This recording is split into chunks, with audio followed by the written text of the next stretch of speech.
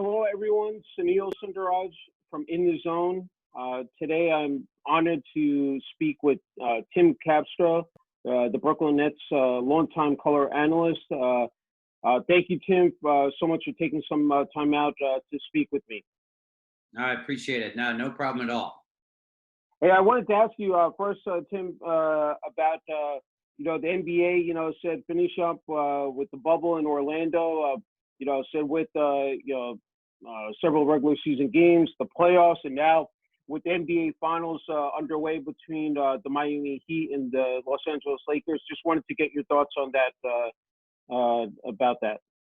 Well, first of all, I think the NBA has done an unbelievable job of being able to run and organize a professional basketball league in these unprecedented times.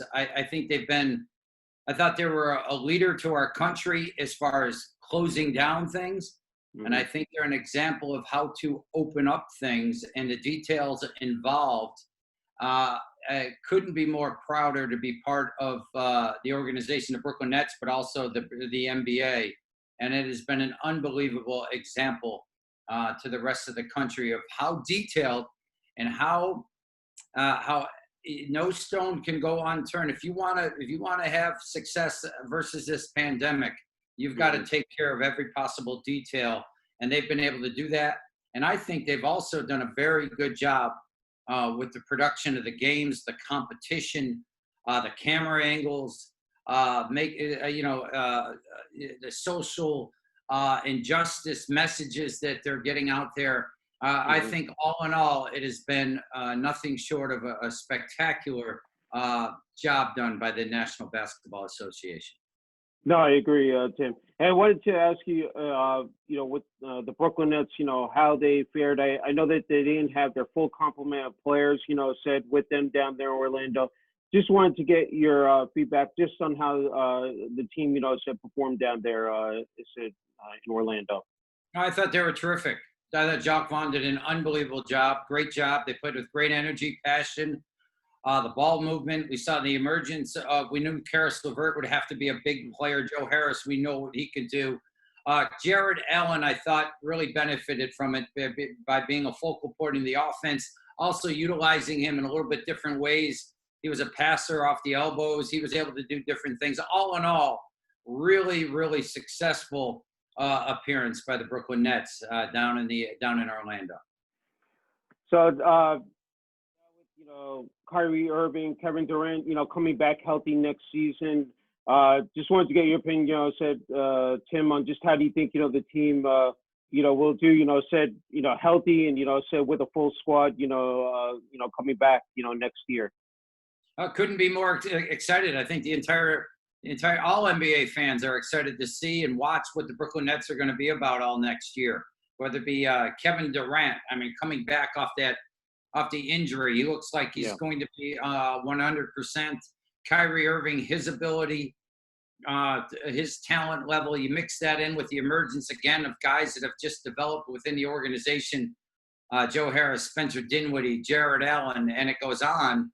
The Nets should be one of the top teams in the Eastern Conference. I think people will be very disappointed if they're not, and cannot wait to see what they're all about. It is going to be as exciting as any team. I think an awful lot of eyes, again, throughout the country will be on this team, and I think they're ready for it. It's going to be fun. And of course, can't forget, we have a new head coach in Steve Nash. So I wanted to, get your perspective, said on him, taking over the head coaching, said responsibilities there for the Brooklyn Nets, Tim. Yeah, I think with any coach, there's always questions, how it's going to work. But honestly, I didn't see it coming with Steve Nash. If people had asked me who he thought the coach was, I didn't think of it. And after it was announced, I paused. I was surprised. And then the more you thought about it, and then the idea that they're going to keep Jacques Vaughn as part of the coaching staff, and Steve Nash's credibility, his ability to communicate. I watched him in the opening press conference, and I said, wow, man, that guy, I knew he was cool. I knew he was a great leader. I knew his teammates thought the world of him. I knew everybody how everybody thinks of Steve Nash, but it was at a different level. The way he handled that press conference, I think his ability to relate and communicate and deal with guys day in and day out and be able to say, hey, listen, I've been there. I'm a Hall of Famer too. I know what's involved. I'm not saying he was a perfect choice for any team in the NBA, but I thought it was a brilliant choice by the Brooklyn Nets with things involved and then players like Kyrie and Kevin Durant involved right now. And the way Kevin Durant actually worked with him out in Golden State for a number of years, and obviously thought the world of him. So I am excited. I think it was a brilliant move. Yeah, he's just got a great basketball IQ mind, and just again, as you said, being able to relate to the players, I think is. He knows, of course, said a couple of them in Kyrie and Kevin Durant. I wanted to get your impressions of the Nets playing at Barclays Center. I was going to ask you that, a little bit about, of course, when the team played in Jersey, but just about the Barclays Center, Tim. No, beautiful venue, great situation. Brooklyn is such a cool place to be. Over the last 20, 30 years, Brooklyn, the emergence of Brooklyn as a scene, is a really unique place to be around. And Barclays Center fits right into the mode of it. And the fact that Brooklyn Nets, I think even the way their uniforms look, the way their atmosphere, the Barclays Center, it is a great place. I mean, and the sight lines of games, I think is perfect. Beautiful venue, set up incredibly well. Now it's got a team that's winning enough for it's created a lot of excitement with who's coming aboard next year. An awful lot to like about the Barclays Center, how it's built, where it's located. Going there for a game is an incredible joy. The atmosphere around the neighborhoods around, wonderful move by the Nets to move to Brooklyn. It took a long time, and I'm from Jersey, so I miss them. Yeah. But at the same time, it was a move that was made that was it's beginning to really show over the last couple of years, especially. Yeah, I think the first class facilities not at Barclays, but also with the practice center as well for the Nets is just incredible. Just so beautiful, and just again. And what else I like is that the players, how much they're invested in the community as well. They're giving back as well, Tim, also. Yeah, almost all of them live in Brooklyn. Almost every, I don't know that everybody does now, but I know that for a period of time, almost everybody lived in Brooklyn. And you know how New York is. I mean, you could be a Brooklyn Nets player walking down the street and people might recognize you, but they might not either. They got their own stuff going on, right? and to see, hear like Joe Harris talk about his favorite barista or wherever he goes for coffee in the morning and he cools out, or guys go to restaurants. I think oftentimes they're recognized, but oftentimes they just fit into the fiber of Brooklyn right now, and they're just part of it. A lot of them, I know that Coach Kenny Atkinson would walk to the practice facility. Other guys live that close, and they could get there, and it's a great vibe in Brooklyn, and that's all a part of it. I wanted to pivot back to when, COVID-19, the pandemic, hit, it said shut the NBA season down. I mean, when that happened, I just wanted, personally, just during that time, just your impressions of just what, of that moment. I mean, I remember watching I think it was a late game. I think it was the Mavericks were playing, I forget who, but that's when they made the announcement about, it said, the positive test, and then the season, eventually, it said they would suspend. But just wanted to get your, feedback on that, Tim. Surreal experience. We were out and getting ready to play Golden State. We had just beaten the Lakers. It was a great victory for the Brooklyn Nets. We were going to Golden State to play them, and there were rumblings that, obviously there could be that this could be the first NBA game played without fans.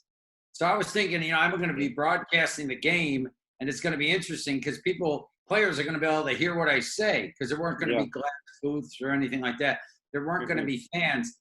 And then it went to the next level. You know, I forget all the steps, maybe Rudy Gobert and whatever. I forget how it all played out. But, you know, then the game was canceled. And then we had to fly home, and the flight situation was, you know, different. And that had to get straightened out. And we had to come home. And I was just, you know, without getting into details, I just couldn't tell you how impressed I was with how the sports medicine staff of the Brooklyn Nets, how they kind of took over. There were some team doctors that were heavily involved in the decisions. I remember getting onto the plane to come back, and I travel with the team. I sit way in the back. I don't bother anybody, but they gave you all these, a bag of different things, you know, that make sure you were going to be okay, you know, and everybody was still trying to figure out all the details of the pandemic, and they still are now. Yeah. But the care, the thought, it was kind of surreal. And I thought there was great leadership, though, on the part of the Nets. Their management. I just felt the security of, you know, not just the players. I think everybody was taken care of. I thought, you know, Sean Marks was on the flight. He obviously was the leader of so much. And I just remember feeling, man, this is impressive people in a tough time right now. Look at how they've taken control of this situation. And you got the feeling that everybody, once they arrive, their families are going to be taken care of. They're going to be okay. And anything you need. And I remember receiving stuff. And again, I'm just a radio guy, you know, getting to package it, you know, stuff at home to make sure I was safe. And it's a great organization, the way they care for people. I have to ask you, Tim, you know, you've been the color analyst since 2002, 2003 season. I believe at one point, I don't know if the streak is continuing here with calling, I think it was 1,100 straight games. I wanted to ask you, you know, having that endurance, but also the preparation, you know, for a game. You know, there's a lot that goes into it. You know, I wanted to ask you about that. Well, no, I haven't missed the game in 18 years. I think it's getting close to like 1,500 or something like that. 1,500 pro. So I hadn't missed the game. Now, there have been a couple of occasions where I was only in the pregame or the postgame. A couple times, Boomer and Carton once broadcast the game, and I was kind of, but I was there, and I had to do something before and after. So there's a little bit of whatever, but I've been at every game for 18 years. So it has been, I feel like the luckiest guy in sports, you know, or luckiest guy around. I work with Chris Carino. I don't know. You certainly know of him. You've heard him. I can't imagine a more talented person and he's he's really my best friend, because I spend the most time with him.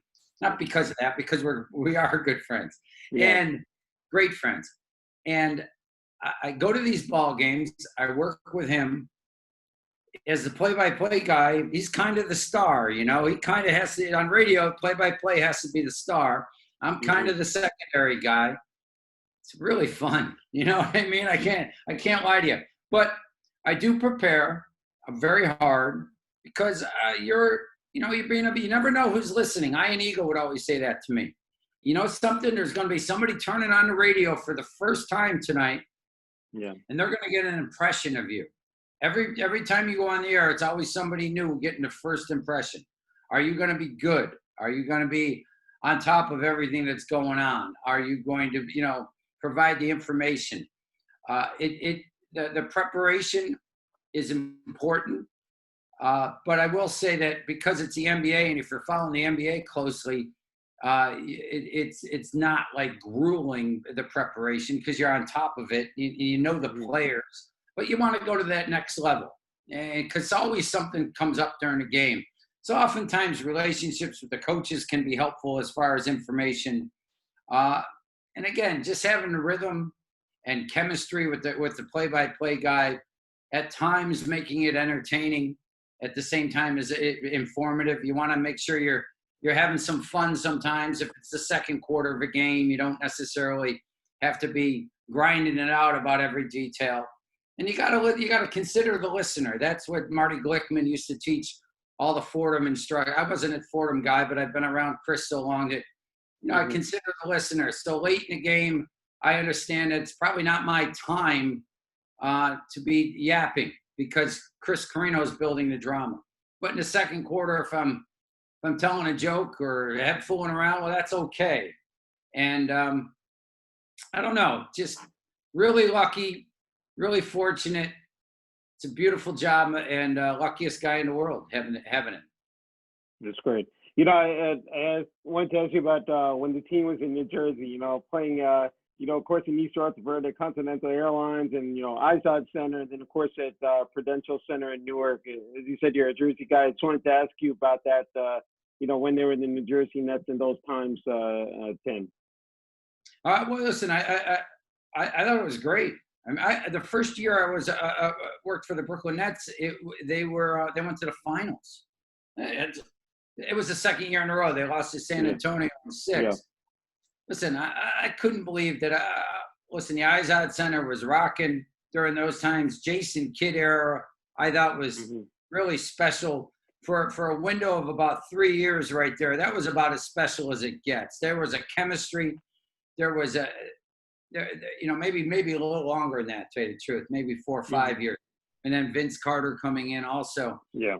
They had a window that was, it was fun to watch. I thought they were a brilliantly exciting team. I thought watching Jason Kidd night in and night out, I'm into people that compete and are unselfish. And just the look in his eyes he could give his teammates, and you knew they were going to win the game. He was really, really special. I thought there were nights that the Izod Center was rocking. I thought the Prudential Center had some of that, but there were also lean years too. And they were also tough. And then logistically, it was not a great place for anybody ever to get to. It was always hard to go home from work if you lived there, worked in the city, and then somehow get to the Izod Center or even the Prudential Center.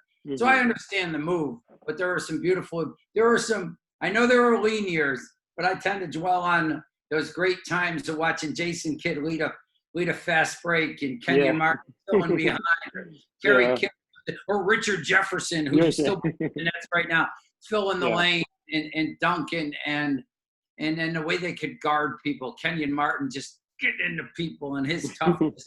It was so much. And Jason Collins, I used to get in arguments about him because I thought he was the perfect glue guy of that mix for that season, and it was good times. I know there weren't enough good times, and it was lean a few of those years. You don't ever want to go 12-70 and say you had a great time, but I never felt that way because I've always, again, getting back to how lucky I am to have this job. So I never felt that way, but I do understand from a fan's perspective, from a player's, from a coaching perspective, there were some tough times also. Yeah. I wanted to ask you, Tim, in addition to the Nets broadcast, you have worked, you know, a number of big events. I mean, I don't think it's any bigger than the 2012 London Olympics basketball analyst for NBC Sports Network. I wanted to first, you know, talk about that, how much that meant to you personally, you know, being able to, you know, you know, broadcast the Olympics. Oh, that was a big deal to me. That was a big deal. I will say that I wasn't there though. You did it up. It was very, very, very different. We were in little mini studios for all different sports in Rockefeller Center, and it was on the stage where they do Saturday Night Live.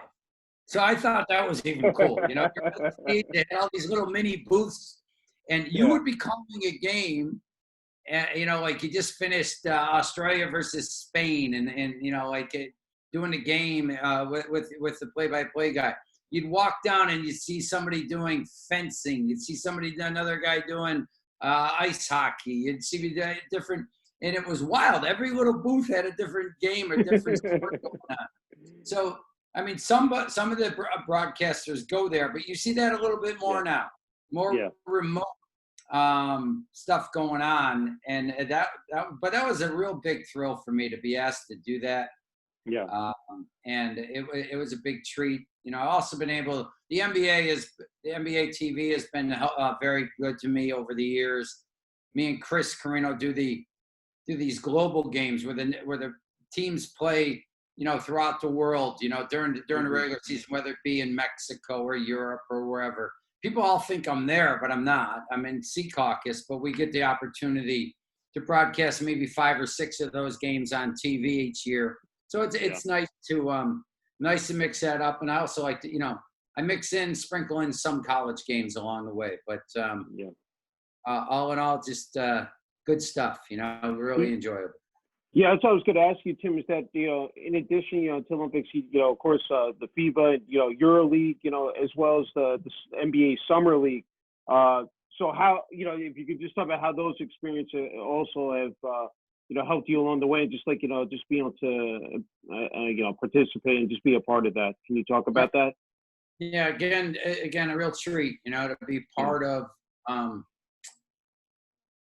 the NBA, part of anybody asks me to work and talk about basketball. I am just thrilled to do it and talk about it, talk about the teams. If people are pleased with how you did the job, that is an unbelievable feeling. It's not unlike playing or coaching, because you can have good games and bad games as a broadcaster. So if you've gotten invited to say, I remember years ago, I was doing the NBA Summer League. That was a lot of pressure because a lot of games all day long. And multiple games and multiple players that you weren't familiar with. If you end up doing a good job, you feel really good about yourself. You end up messing it up, it's like, again, coaching or playing. So it may be you overreact and whatever, but I do love the feeling of it is kind of like competition. I mean, you can be good or bad that day. I guess that's pretty much with everybody's job, but those opportunities have been very nice to me over the years. And I welcome any of them. And I also see that a lot of the people I work with, whether it be Chris Carino is an outstanding NFL, broad. He does the Olympics for any sport. Ian Eagles, one of the great broadcasters in our country. Sarah Kustok has broken all sorts of barriers. People love her. Jim Spanarkel, the people at Ryan Rucco is he's just a national broadcaster. Yeah. The Brooklyn Nets got one thing right.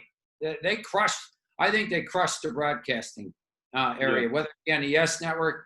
And I think our radio show, Chris Carino is unbelievable. And so proud to be a part of that, proud to have these opportunities, these extra opportunities. But those guys, if you notice, they get an awful lot of opportunities, right? Yeah. Ian is everywhere. Ryan's everywhere. Chris is everywhere. Sarah's everywhere. Jim's one of the great NCAA Jim Spanarkel, one of the great NCAA tournament people. And so we're all lucky, and we all love those extra opportunities. And, I love watching some of these, certainly the Yes Network people that are my friends, watch their careers blossom and watch them just blow up right in front of you. It's really cool to watch. Yeah. I was trying to say that it's really cool to see with the NBA. It's truly become a global, league. Like, you talk about Europe and Asia, and it's great to see like the NBA opening up, camps, all around the world. It just, again, you see it now with the draft every year, how many international players are entering the league. I just wanted to find out from you, just again, how great that is to have that, type of diversity and just, again, talent, pool, set in the league as well, Tim. It is taking an NBA to such another great level. You know what I mean? And think about like all the great players that have come through, but think about now the stars of the league. Giannis, right? He's a star. How about Luka Doncic? I mean, how about and then nobody even thinks about it anymore. Oh, he's an international player. They're just players. Yeah. I mean, maybe that's the real compliment, that this is obviously, nobody plays like, he plays a European style. No, you're just really good now. You're really good. You can be from anywhere in the world. And I think the Dream Team helped, like in '92 when the Dream Team played. Yeah. I think that helped in some ways. But even prior to that, Yugoslavia was terrific. Russia was really good. But now now it's all over the world, anywhere, any place, any time. A great player could be coming out of nowhere, and it is really cool to see. And again, it's not even talked about that players are just great now because they're great, and I guess there's national pride in their home countries. But I think when you live here, it's just, oh no, he's just a great player. But I guess if you're in Slovenia and Luka's an MVP candidate, you are out of your mind. You think it's the greatest thing in the world. So I do get, or Giannis from Greece, you know, I mean, everybody, or you can just go on with the different players, and just great stuff. Yeah. And I wanted to ask you, Tim, before, I said you joined the Nets, you were a television and radio analyst, the Northeast Conference, and also, I believe also the Atlantic 10. I wanted to ask you how those experiences were, for you, I said before you joined the Nets. Well, I was a coach in the Northeast Conference, so that really made a difference to me, and they're the ones that gave me my opportunity. So if I didn't have that opportunity, if gentlemen like a gentleman named Ron Ratner didn't say, hey, listen, I know you lost your job, but we'd like to have you start in a little bit on broadcasting. It meant the world to me, because when you lose your job as a coach, or lose your job anywhere, that's a real hard time. But the first thing you want to do is try to look ahead. And the fact that the Northeast Conference said, I want you looking ahead. And I remember the first day I lost my job, I was in the paper. Bruce Beck, I think we all know who Bruce Beck is, right? Mm-hmm. Just an amazing guy, right? Real talent. He said, he called me up, he goes, I want to tell you something. UB Brown once told me, maybe Bruce lost his job one time, I don't even know. He goes, you're not anybody till you've been canned, right? And he goes, I need you to be on my show tonight. You're coming down to CN8. There's an old TV station, maybe you remember it, CN8, and Bruce Beck would hold the show. I need you to do an NCAA tournament show for us. And you're starting tonight and you're moving forward. Between the Northeast Conference, people like Bruce Beck, people like that, it totally changed my attitude from, man, that's a funky way. When you're getting fired, it's not just the day you get fired. You kind of know for about a year or two that, hey, I better win. So you're in a funk, man. You want to get it going. Yeah. And for that person like Bruce or Ron Ratner, who was at the Northeast Conference at the time, to say, no, you're moving forward now, it meant the world to me. Now, it didn't move forward right away, and I wasn't like a household name. A lot of guys get into broadcasting that are household names in coaching. I coached at Wagner College. So I had to try to grind it out and work at it and really work at it. But the idea that I was able to change my frame of mind from the thoughtfulness of these people was amazing. Because then I would just, instead of worrying about, man, I was a rotten coach, but I got a bad deal. None of that was, it was more, I'm going to practice every day, and I'm going to ask people. And I remember the first person I did a game with, it was a gentleman, another beautiful man that's for the New York sports scene, named Bill Daughtry.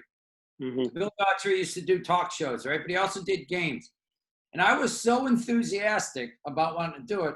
I said, Bill, I need to come over to your house and practice. We need to put games on. I went over to his house in Union, New Jersey. Could not have been more welcoming.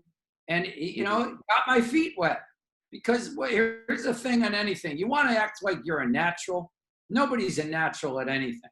Nobody's a natural. You need to practice really, really hard. So when you get these opportunities, it's not the first time you've done it. And I think that's where some pro players get themselves in trouble. They think they can just go on TV and do it. Mm-hmm. No, everybody stinks in the beginning. You've got to get used to it. And the one thing about broadcasting, and Chris Carino always reminds me of this, or even Sarah, they make it look so easy so everybody thinks they can do it. Then you do it, and it's not so easy.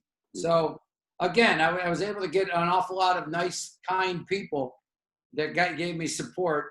And I get rambling. I actually forget what the questions are. I get talking so much.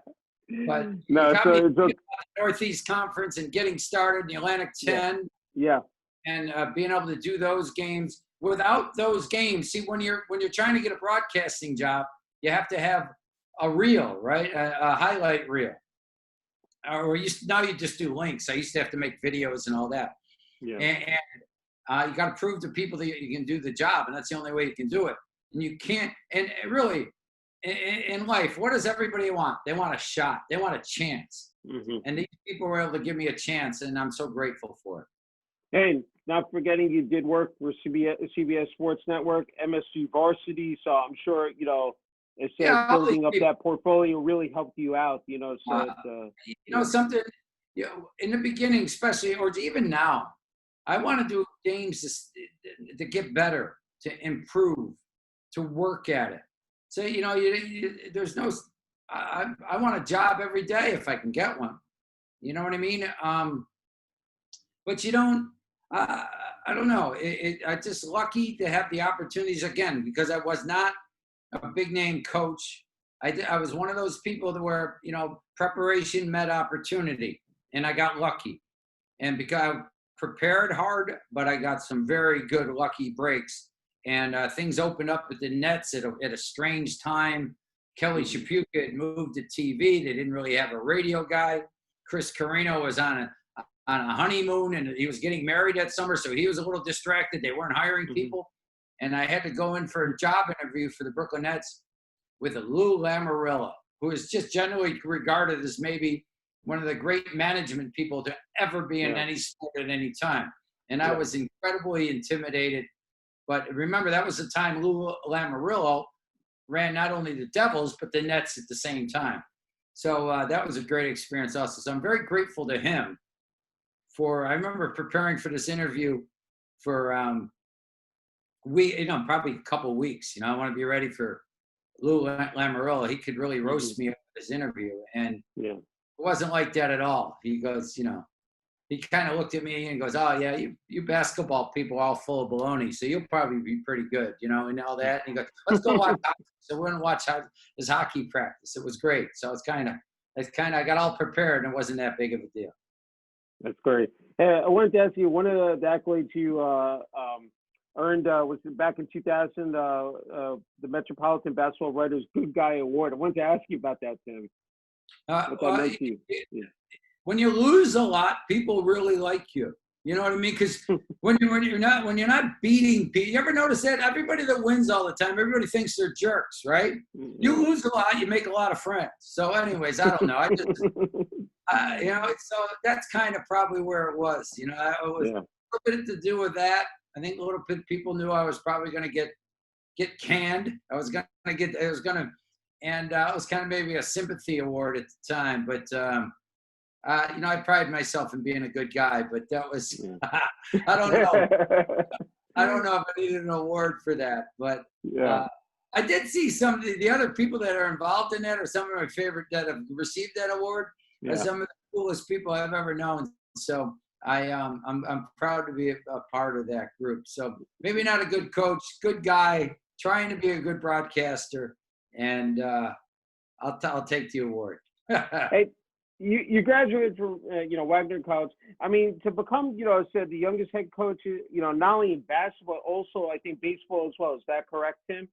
I mean, just those distinctions. Still, I know it said it didn't pan out well, but just it said for that to occur, that had to be special, for you being able to, take over those responsibilities. Yeah, no, I was 23 years old or 22 or something when I was a baseball coach. That was kind of by accident. Like the coach had resigned prior to the season, and they were, I had been a baseball player, and I was also an assistant basketball coach for a year or two. And they said, well, would you take over the team? And I thought it was I didn't. Baseball wasn't my dream to be a coach yet, but I thought that being able to handle the responsibilities of it, have, no discipline issues, be very organized and do that. I think that eventually got me back as the head basketball coach, because they saw me do that. Then I went from there up to Siena College. We had wonderful success there, and then came back to Wagner as the head baseball coach. So they're kind of interrelated. It was kind of a desperation move to get the baseball job, but it also proved that I could do the job, even though it was a different sport. And very good timing and great people. Again, Wagner was, talk about like your college decision affecting everything else in your life. I mean, like it totally does. And Wagner College was incredible to me as a student, as an assistant coach, as a head coach, and I'm grateful, very, very grateful to them. I was just curious, what was your major at Wagner College, Tim? I was a business major. Okay. I have a master's in business there. It took me about, I think I got, you know, I think that helped me too. I was a hardworking student, you know, so I was a pretty good student athlete. I played multiple sports. I was a walk-on in basketball, but I loved basketball. PJ Carlissimo was actually my coach. And baseball, I was pretty good. But I think academically, the fact that I worked hard in school, I was able to play multiple sports. I have a little bit of a upstate New York mentality of whatever, I don't know, nice guy or something like that. That kind of wore down people over the time. I don't know. That's how I got the opportunities. Wagner was, but I was a business major. I had gone on interviews to go to Wall Street and all these other things, or entry-level jobs like that. But I had multiple opportunities, and the assistant coaching job opened up at Wagner College for basketball. That's how. And I said, well, that's a dream. That would be a dream come true. And here I am, all these years later. It's almost 40 years later. It's amazing. Yeah. I wanted to ask you, Tim, that you've been paying it forward as far as also with volunteer, I said experiences. First, I have to ask you with the sports broadcasting camp held at Montclair State University. I believe you host that with Dave Popkin, I think, who's your broadcast partner in the Northeast Conference. And I believe that it's included guests with, Ian Eagle, Sarah Kustok, and Gary Cohen. Can you talk about that? First, I think that's, it's terrific what you guys do up there. No, we do some volunteering of it, but the actual camp, I don't want to. I'll take money for that. I just want you to know that. We do some I go out and hustle and volunteer and do things. Come on now, let's not go overboard. But I don't know if anybody's ever been to Montclair State University. Now, this year we had to do it virtually. And we do have some camps. We actually have some virtual camps coming up right now, some virtual weekend camps. So if you go to sportscasting.com, you can see some virtual sportscasting opportunities, again, with Dave Popkin, Dave Cerroti. We'll have several celebrity people involved. It's really good. It's really good. I can't lie to you. When we've done it as a camp and it's been local, prior to this year, it's been at Montclair State University. Gorgeous place. What a beautiful communication center they have there. And highly recommend it.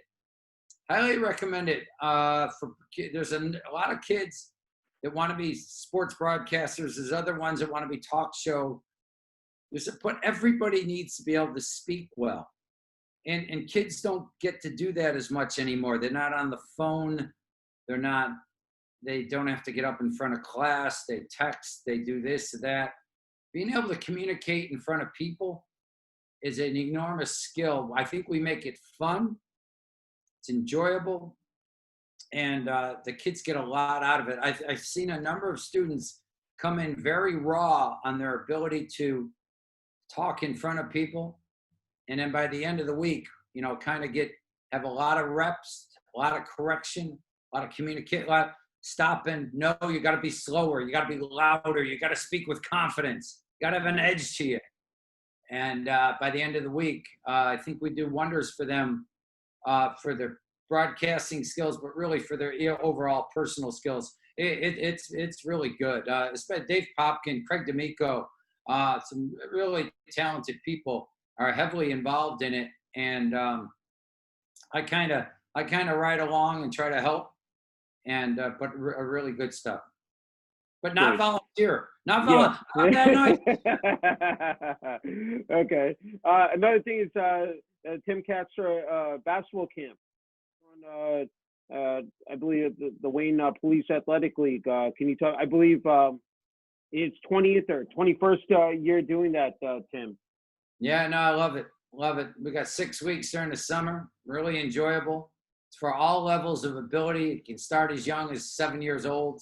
Yeah, it's gotten pretty young, but there's an awful lot of kids. Probably 7 to 15 is probably the wheelhouse of kids. Probably more so in that 10, 11, 12, 9, 10, 11 year 12. Wayne PAL is a beautiful facility, air conditioned. Unfortunately, this year we could do a little bit indoors, but we had to make outdoor courts. But necessity is the mother of invention. Turns out we're going to have outdoor courts in the future because it kind of nice to get outside too. Nice to have flexibility in a day. Sometimes you can be indoors too long. So that kind of good. It keeps me busy. Still running some clinics. I don't know when the NBA season is going to start right now. So I have clinics on Sunday nights and Monday nights out at the Wayne PAL. You got to get in the gym. You got to move. You got to get out of your family's hair. That's what you got to do, right?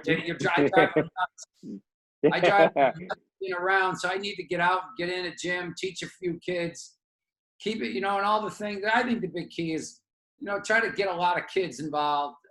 Have parents learn how to teach let parents watch as much as they can, so they can learn how to in the backyard do the same instructional stuff that I'm doing with the players. Try to keep it simple. It's recreational. Nobody has to be intimidated that somebody's going to be that good. We have some really talented players. We might move them up in different age groups, so nobody feels awkward. I like how it's gone. I like the balance in my life of having broadcasting in the winter, summer camp in the summer, sprinkling in some other stuff. But it's a weird time right now. That's why I had to get back into the gym. You don't know. Hard to say exactly when the NBA is going to start again, right? This is when we'd be all fired up, right? Didn't last year, not even before mid-October, the season started last year. I think like October 12th or 15th. We did around this time. It's so weird to have the finals finishing up right now. And this is we'd be starting up the normal basketball season. So everything is different right now. But I like to get into the gym. Obviously you got to wear a mask. You got to protect yourself. You got to be smart. But I think if you do things controlled, especially when it's involving a lot of shooting, you don't have to beat anybody up. You're working on that. That's the most enjoyable skill. It's the most important skill. We do a lot of it. And again, gotta stay busy. That's why I'm glad to be on with you today. Gotta stay busy. Hey, I have to ask you, family's important, Tim. Your wife, Chelsea, and your 2 children, Ross and Kelly. Can you just talk about the support that you have received from them? It said you talk about bouncing out. It said here, with a career. Can you just talk about them? Well, the worst game I ever coached in my life was on ESPN, and I lost at the buzzer at Rider College. And it was the worst game. It was a buzzer beater. This guy, Derek Suber, made this shot. I got abused on the radio for not guarding the inbounder. Mike and the Mad Dog was killing me. He was crushing me. But in the audience of that game was my wife, who asked the assistant coach about Ryder, who is this guy, whatever. And the worst night of my life, as far as sports, became the best night of my life personally, because I was able to meet my wife because she saw me there. I didn't meet her. I didn't exactly after the game celebrate and go meet her. I lost, but eventually did. It was traced back to that time. So she's I have the greatest wife in the world. So I have Chelsea. I think everybody said, first of all, nobody can believe she's with me. She's so very, very pretty. She's younger than me. It's very awkward sometimes, especially with my gray hair going strong now. It's very awkward. So she's amazing. My son Ross is amazing. A great young guy going to Drew University. My daughter Kylie's a good player. She's getting recruited by colleges. We're all excited about that. I love being in the gym with her to be able to try to correct her, but it's hard coaching your own child. You got to be very careful. Can't say everything. You got to be very careful. But again, really lucky really lucky, you know. Got a dog in a pandemic. That's been a nightmare. You know what I mean? I was at dog training this morning. It's unbelievable. So I got a dog now. So I'm like everybody else. But again, you can tell I'm I have a lot of gratitude because of my work, my family. You know, we're healthy. Yeah. Things are good. You know, things are good. Hey, final question, Tim. You might have answered this before, but you know, with people, younger people who want to get into the business of sports broadcasting, or already, you know, said maybe on the inside, what is your message to, you know, said them, especially, you know, during these times, but just in terms of, you know, trying to, you know, succeed in the business? Well, I think that I think that there are a lot of outlets now. There are a lot of outlets. You can make yourself an important person right now. You don't have to wait for people like you had to 30 years ago. Social media has allowed you to become whoever you want to be. If you you could do a report on your high school girls tennis team and do it from the sideline and post it and just keep doing stuff and just keep working at it. And that's what I try to tell young people. You can have your own podcast now. You can have your own show. You can tweet out anything you want. I tell you what, you tweet out a story about a good athlete in your school, the high school lineman that doesn't get that much recognition. I tell you what, families will appreciate it. You have pictures of them. You interview them. You want to go. You can go interview anybody. You can do reports on anybody right now. You can practice. There's equipment out there where you can have the game on and you can practice play-by-play and record over it. There is access to things that you can continuously practice and make yourself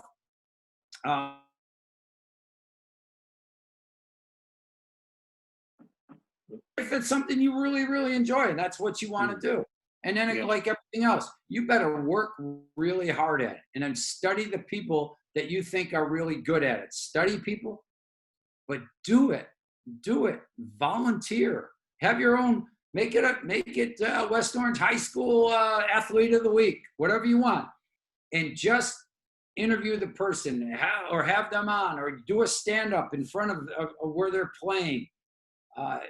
There are flat out opportunities that you don't have to wait for somebody to tell you that you can do it.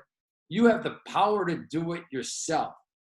So that's kind of how I feel about it. It's like in the zone right now. You're doing this, and nobody. You didn't have to get permission from anybody. This is what you do. This is what you do. You're providing a great opportunity for people. It's great reps for you, great reps for me. We're talking about different people. Keep hustling, keep cranking it out. You can do Zoom interviews. You can do live interviews. You can do games. And you know something? If you're good, you can have a reel. That's all you want it. You want to have a reel, a highlight reel to show people what you're capable of doing. This is what I look like. This is how I sound. This is the poise I have. And then you can, you know, you never know. You could be Ian Eagle's son, Noah Eagle, who went to Syracuse University. You could go to Fordham University, where so many great broadcasters went. You could go anywhere, though, if you're really good. You know, if you're really good, if you're really talented, you can make yourself. Seton Hall, John Fanta. I don't know if people follow John Fanta as much. He's become a star. He went to Seton Hall University maybe 6 years ago and just took over the place. Carried a camera with him everywhere he went. I'm going to interview this guy. I'm going to interview this guy. Now he's on Fox. He's on this. He's a brilliant broadcaster. He's incredibly talented. He's a real guy. He works for the Cleveland Indians now. I think he's an unbelievable example. You know, he's a young guy. He just did it out of hustle and talent, and it can be done. Well, Tim, it's been a true honor and privilege, speaking with you and just, hearing your background story. Wishing you continued success, said with the Brooklyn Nets, and thank you so much. No problem, Sunil. Real pleasure.